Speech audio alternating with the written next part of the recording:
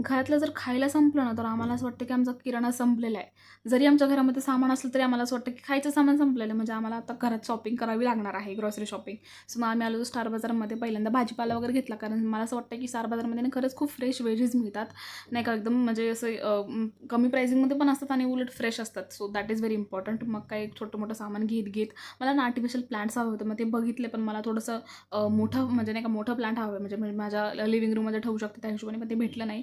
आणि ते मी हॅपी का होते, कारण माझा नवरा हा म्हणजे नाही का ग्रोसरी शॉपिंगमध्ये मला हेल्प करतो आहे.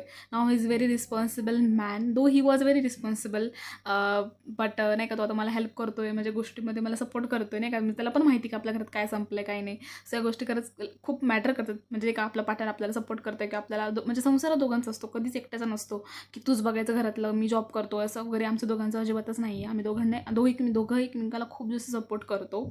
सो मग घरी आले ना पटकन सामान वगैरे ठेवलं, कारण आता नाही का मला असं म्हणजे डिसऑर्गनाईज मला अजिबात आवडत नाही. पहिल्यांदा आणलेलं सगळं सामान ठेवलं व्यवस्थित पद्धतीने, भाज्या वगैरे व्यवस्थित करून घेतला, पालेभाज्या पण आणल्या होत्या काही.